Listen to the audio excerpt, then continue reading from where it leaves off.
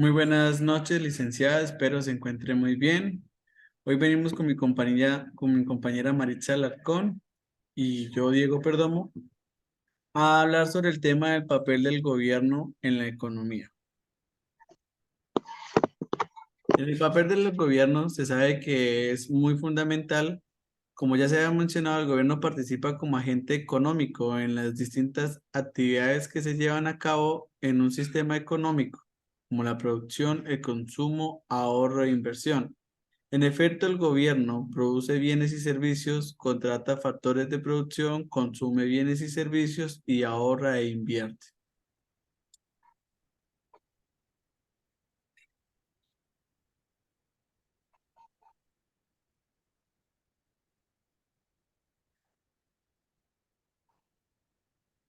Con la Constitución Política de 1991 se estableció un nuevo sistema económico donde se distribuyeron las funciones de cada uno de los niveles de las entidades territoriales, en los cuales tenemos el gobierno nacional,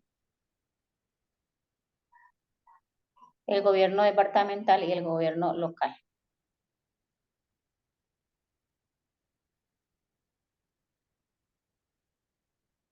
El gobierno nacional es el encargado de formular las políticas generales de desarrollo económico y asignar los recursos son transferidos a cada una de las entidades territoriales. Además que debe garantizar el acceso a la educación y a los servicios de salud y evaluar el resultado de cada una de las entidades territoriales. El gobierno departamental es encargado de planear el desarrollo departamental en cuanto al sector educativo, salud y asistencia a las poblaciones más vulnerables del departamento. Y también ayuda a los municipios en cuanto a obras públicas y prestación de servicios y prestación de servicios domiciliarios. En el gobierno local se planea el desarrollo municipal y es el encargado de prestar los servicios públicos domiciliarios y hacer inversiones en obras públicas locales. También depende del municipio, si tiene la capacidad, puede participar en el desarrollo del sector educativo y de salud.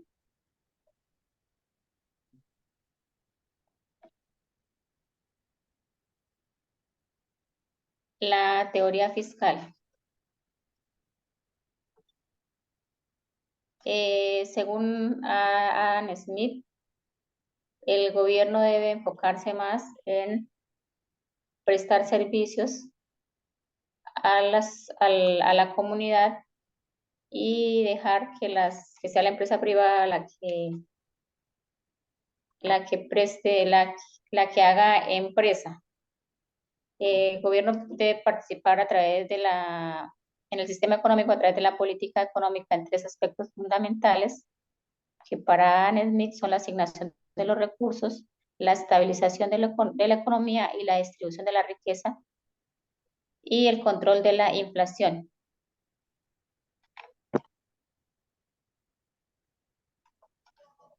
Por otro lado, los ingresos del gobierno están impuestos en el tributo cuyo cumplimiento no origina una contraprestación directa en favor del contribuyente por parte del Estado. Entonces, los ingresos del gobierno provienen de tributos, impuestos que nos generan a nosotros como ciudadanos y a las empresas, como el IVA, como RTICA, como los impuestos inmobiliarios, los impuestos de los carros, los impuestos de las motos. Todos esos son los ingresos que generan el gobierno. Y también los tributos como los que traen empresas extranjeras que vienen a explotar, como las empresas de petróleo, las empresas de energía. Todas esas empresas dan tributo al gobierno. Todos esos ingresos el gobierno los gasta en el mismo estado de nosotros. Obviamente el gobierno pasa una propuesta y internamente entre ellos definen cómo va a ser el presupuesto nacional, en el cual una parte se lo dan a las regiones departamentales para que ellas contribuyen y las municipales. El gasto del gobierno se difiere en algunos como invierten en la educación, en el sector financiero y en el gobierno y en la infraestructura. En otras palabras, cuando invierten en la infraestructura es cuando, digamos, muchas fincas manejan productos como el arroz, como esto, pero es de difícil acceso llegar a las ciudades para poder comercializar ese arroz. Entonces a nosotros los consumidores se nos vuelve más caro. Si el gobierno invierte en infraestructura como carreteras con buen estado y fácil acceso, se bajan los costos a los arroceros, el cual ayuda a que baje el precio y así la economía colombiana se mueve más rápido y aumenta un poco más. Ellos hacen un ahorro en el sector financiero, en la parte de los bancos, en la parte de los impuestos. Ellos comienzan a ahorrar ahí como cuando te descuentan, eh, te descuentan el IVA, para cuando tú vayas a declarar, ellos ya tienen un ahorro ahí mensualmente. Es decir, cuando te descuentan del IVA en el año 4 millones, dentro de la IAN están ahorrados. Y en la parte del gasto es porque invierten mucho también en la educación a todos los colombianos que van a generar nuevos profesionales en un pro desarrollo de la economía y del país.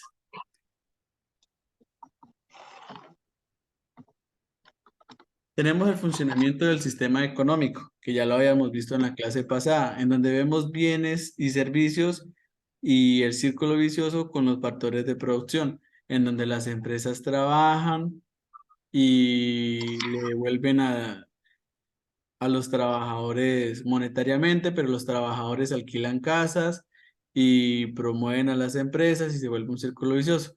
En esta tenemos también al gobierno, en donde intercepta entre esos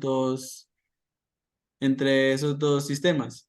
Es decir, en otras palabras, el gobierno invierte en infraestructura para las empresas, contribuyendo a menos impuestos, a, a veces entregan predios para que vengan empresas o centros comerciales y construyan ahí, pero ellos también vuelven y reciben de esas empresas el RTICA, el IVA y todo lo que generan.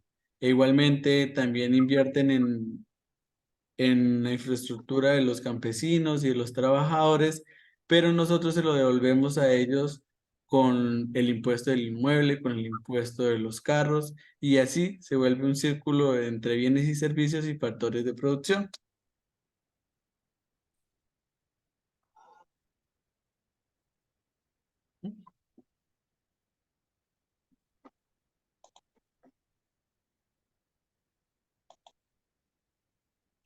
El gobierno como ejecutor de la política económica es el encargado de establecer medidas con las cuales busca tener impacto en tres aspectos fundamentales, que es la asignación de los recursos, la estabilización de la economía y la distribución de la riqueza.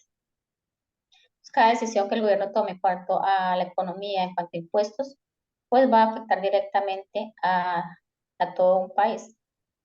Si el país o si el gobierno recarga a los empresarios con muchos impuestos, pues las personas van a dejar de crear empresa, por lo tanto no va a haber empleo, lo que quiere decir que las personas no van a consumir menos productos. Esto afectaría en gran medida la economía, por tanto no habría inversión, no habría consumo. Entonces es el papel del gobierno en la economía es fundamental, porque es el encargado de que haya un buen flujo económico, de ver qué tanto efectivo puede haber dentro del país, porque si hay mucho, pero no hay si hay mucha demanda, mucha oferta, pues igual va a afectar. Entonces tiene que haber como un equilibrio entre las dos partes. O sea, mi compañero, ¿qué opina al respecto?